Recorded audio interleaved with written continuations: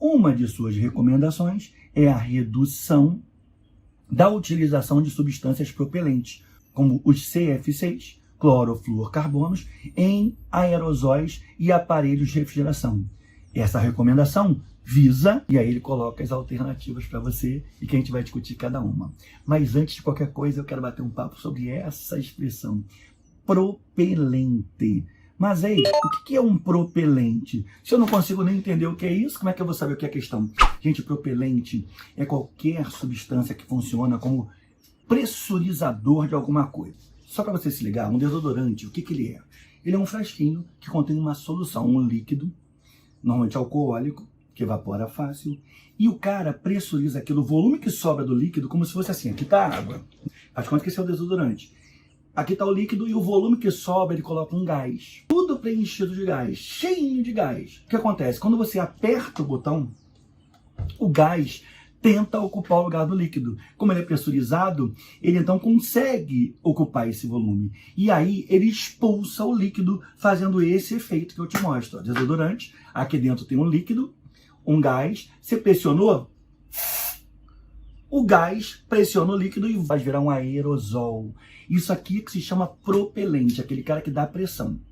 Antigamente, colocava-se nessas coisas uma substância chamada clorofluorcarbono. Hoje em dia isso foi substituído por butano e propano, que também são gases inertes e você usa para não contaminar o meio ambiente. Mas por que contaminaria, Mazei? Esse é o papo que a gente vai ter agora para você ficar esclarecido sobre o que rola aqui. Ele quer saber, gente, o seguinte, ó, o foco do texto é isso aqui, ó, a redução de compostos propelentes, como os clorofluorcarbonos, em aerosóis e aparelhos de refrigeração. Isso também é usado em ar-condicionado, geladeira, tem o tal do freon, que é um gás da base de flúor. Em geral são gases do tipo clorofluorcarbono. São moléculas, gente, que elas têm na estrutura delas. Deixa eu te mostrar uma que eu tenho aqui, ó. Como é que tem um esquema preparado, é bom? Aqui está uma molécula de clorofluorcarbono. Esse elemento do meio é o carbono. Os verdes são o cloro. O cloro realmente é um gás esverdeado, tá, pessoal? Então aqui, ó, o cloro que é verde e os flúores, os átomos de flúor, 2 átomos. Então esse aqui é o dicloro de flúor carbono ou dicloro de flúor metano. Esse cara, ele tem um poder muito interessante de destruir a camada de ozônio. Mas como é que ele faz isso, Mazei? Vou te mostrar um pouco das reações, até porque isso já caiu numa questão do Enem, que eu tô subindo o card para você aí, mostrando exatamente essa reação que eu vou trazer para você. Logicamente, primeiro, para ficar uma revisão bem legal do Química com Arte, e eu acho que é por isso que você está aqui, vocês vêm por aqui, porque vocês sabem que a gente vai bater um papo e tentar fazer uma revisão geral. E em cada questão acaba sendo uma aula que vai te ajudar bastante, que é o que eu espero aqui. A camada de ozônio, pessoal, a primeira coisa que você precisa saber, ela começa a 25 km de altura da gente. A gente está aqui na Terra, deixa eu desenhar aqui um Mazeizinho, por exemplo. E a camada de ozônio, ela começa aqui. Os gases do efeito estufa, eles ficam aqui em cima, tá? E a camada de ozônio, pessoal, ela começa a 25 quilômetros da Terra. O que rola aqui? Essa aqui é a camada. Ela protege a Terra, ela protege a vida dos raios ultravioleta. Isso evita cânceres de pele e uma série de outras doenças que eu trato daqui a pouco contigo. A camada de ozônio, ela protege a gente da penetração desses raios. Então, no fundo, a camada de ozônio, com esses átomos de oxigênio ligados entre si, ela serve como um filtro de raios ultravioleta. Mas aí, vamos falar um pouquinho sobre esse ozônio, como é que ele é? Olha para a tela, para você ver que barato. O ozônio, na verdade, ele é uma molécula assim, ó. Você tem aqui átomos de oxigênio, 3 átomos de oxigênio ligados entre si.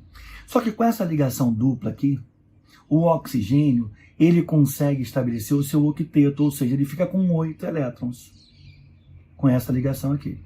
Que é essa ligação dupla que você vê aqui. Isso aqui é o oxigênio satisfeito ligado com dupla ligação. Oxigênio ligado a oxigênio. Mas um outro oxigênio, que eu vou fazer lilás para poder você diferenciar, consegue se aproximar e compartilhar um par por ligação coordenada. Aquela antiga ligação dativa, tá ligado? Só que essa ligação não tem muita estabilidade. O oxigênio, então, ele tem uma grande facilidade a sofrer essa ruptura aqui, ó, em que o oxigênio da dativa sai e fica o oxigênio estável, que é exatamente isso o que acontece com a destruição da camada de ozônio. O gás ozônio O3 acaba por se converter em gás oxigênio O2, O dupla O. Agora, um grande facilitador e acelerador disso é o cloro na atmosfera, como eu vou te mostrar a seguir, que já caiu na questão do Enem. Então, tudo que eu te falei está escrito nesse textinho que você vê aqui, que depois eu quero que você leia, mas agora nós temos que discutir uma série de coisas. Então, dá uma lidinha aqui nesse texto depois, onde eu falo o que causa a destruição da camada de ozônio, que é, sobretudo, a presença dos clorofluorcarbonos. Bem, como é que funciona isso? O cloro serve como catalisador dessa reação. Se liga porque isso já caiu no Enem, inclusive essa função catalisadora do cloro. Você tem aqui o CF2Cl2, CF2Cl2, e o clorofluorcarbono, que é o CF2Cl2, ele sofre uma cisão homolítica aqui e gera um radical cloro ou cloro radicalar. Esse cloro radicalar que aqui está, ele é muito eletronegativo, como todo radical, ele vê o ozônio, tá ligado? O cloro vê o ozônio. E o que ele pensa? Caraca, essa ligação aqui, porque o ozônio é isso, né, pessoal? O, dupla O, coordenada O, que alguns não botam mais seta, não tem problema. Ele pensa, cara, essa ligação coordenada é muito instável, eu vou rompê-la, e é o que ele faz. Ele quebra essa ligação aqui coordenada, esse oxigênio aqui fica livre e o cloro então se junta a ele, formando esse radical Cl-O-. Acontece isso, ó. Ozônio, o cloro vê isso aqui, quebra essa ligação e forma esse radicalzinho aqui que é assim, ó, oxigênio, cloro com um elétron livre. Só que ninguém quer ficar com esse elétron livre, ninguém quer ficar na forma radicalar. É aí que, como está rico em oxigênio no meio, essa espécie que tem um elétronzinho livre aqui, ela se combina novamente com o oxigênio. O oxigênio pega outro oxigênio e o cloro volta ao início, volta a ser cloro radical. Ou seja, o cloro funcionou como catalisador do processo. Catalisador do teu processo. Catalisador é aquele cara que participa de uma reação sem ser consumido ao longo dela. E esse é o papel dos clorofluorcarbonos na destruição do ozônio que compõe a camada que protege a Terra dos raios ultravioletas solares, que fica a 25 km. Maneira, né? Vamos resolver a questão, vamos? No fundo, ele quer saber o quê? Que a redução da utilização das substâncias propelentes como os CF6 em aerosóis e aparelhos de refrigeração, essa recomendação visa o quê? Visa evitar a chuva ácida? Nada a ver. Mas você vai falar assim, mas eu estou no Química com Arte, o que é a chuva ácida? Chuva ácida é um efeito climático causado pela formação de óxidos de enxofre e de nitrogênio, provenientes de combustíveis fósseis, de vulcanismo. O enxofre, por exemplo, ele pode aparecer na nossa atmosfera de forma antrópica, causada pelo homem, ou de forma natural. Forma natural, o vulcanismo, que mais produz enxofre, e o enxofre então vai para a atmosfera, se combina com oxigênio, que vai a anidrido sulfuroso. Isso aqui, ó, o enxofre que sai do vulcão se combina com o oxigênio da atmosfera e forma anidrido sulfuroso. O anidrido sulfuroso na atmosfera, ele se combina com mais oxigênio que está lá. Isso aqui é mais, tá, gente? Que se ficou estranho. Produzindo anidrido sulfúrico. O anidrido sulfúrico, que é um gás, todos são gases, ao se combinar com a água que está no espaço, no meio ambiente, o anidrido sulfúrico forma ácido sulfúrico. E esse enxofre, ele pode vir de forma antrópica, causada pelo homem, por exemplo, queima de combustíveis fósseis. Os combustíveis fósseis, sobretudo o diesel, é um combustível que tem teores de enxofre. Não é à toa que a sigla do diesel é S alguma coisa. Ou ele pode vir de vulcões de forma natural. O nitrogênio é a mesma coisa. E o nitrogênio, gente, para causar a chuva ácida, e eu acho que o importante dessa aula é o resumo, chuva ácida. Só para lembrar, a chuva ácida, então, ela pode ser causada pelo enxofre e também pelo isóxido de nitrogênio, sobretudo o NO2, que é o anidrido nitroso nítrico. O nitrogênio aqui está com óxido mais 4. Tem dúvida em óxido? Dá uma olhada na aula que eu vou subir para você aí. Esse cara se combina com 2 moléculas de água e ele é capaz de formar na natureza o ácido nitroso, HNO2, e o ácido nítrico, HNO3. São 2 causadores da chuva ácida.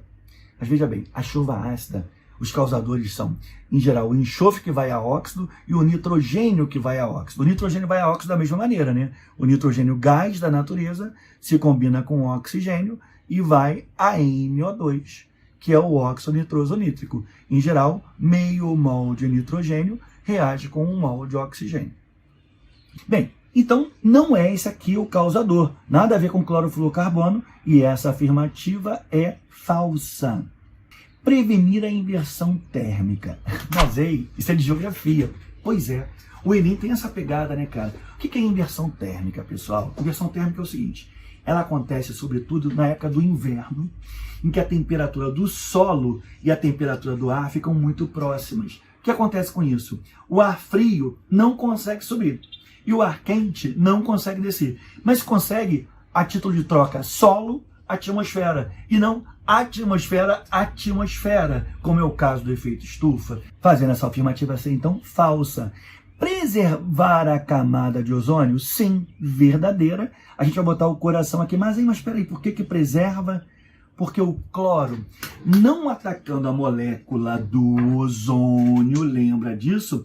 O cloro que vem sozinho, radicalar, ele não atacando a molécula do ozônio, ele não quebra a molécula do ozônio, e quem compõe a camada de ozônio é o ozônio, e não transforma então o ozônio em gás oxigênio. Se ele for controlado, se você controlar a porcentagem de cloro no meio ambiente, você está preservando a camada de ozônio, verdade.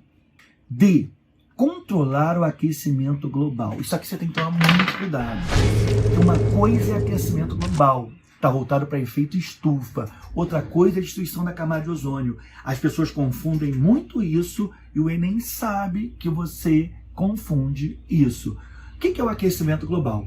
Você tem a Terra aqui, que eu estou desenhando aqui para você, e gases emitidos pela Terra, como CO2, metano, N2O, cuidado, não é NO2, e os próprios clorofluorcarbonos, e hoje ainda tem autores que incluem a água, pessoal, como gerador do efeito estufa por causa do aquecimento.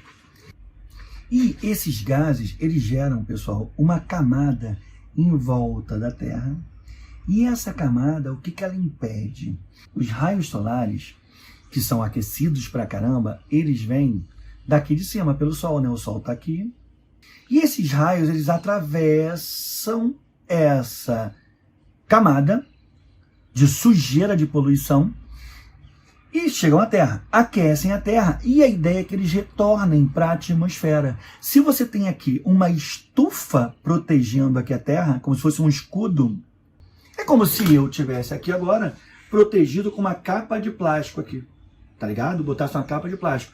A minha própria respiração vai me aquecer aqui, vou ficar com muito calor aqui. Por quê? Porque o calor não consegue se dissipar. E é isso que é a criação do efeito estufa. Nada a ver com a destruição da camada de ozônio, mas que as pessoas confundem. Isso aqui também é falso. Impedir a formação de ilhas de calor. Mas, ilha de calor. Conheço ilha da fantasia, conheço ilha de tudo, menos ilha de calor. Ilha de calor é o seguinte, gente. É o termo dado para o calor emitido pelas cidades. Compara, por exemplo, uma cidade tipo assim, Rio de Janeiro, com a cidade de Campos, no norte fluminense. Lá é uma cidade mais rural, o Campos, né? Só que no centro do Rio de Janeiro tem muito aquecimento. Por quê? Muito cimento, muito asfalto, muita produção de energia, muita emissão de gases. Então a cidade ela acaba sendo uma ilha de calor. Ilha de calor é esse termo. Ou seja, isso acontece daqui para ali para o lado, na horizontal. Não imaginemos a Terra como plana, mas na horizontal você está entendendo o que quer dizer. Aqui embaixo, nada tem a ver com a troca de calor lá em cima. Isso aqui também é falso.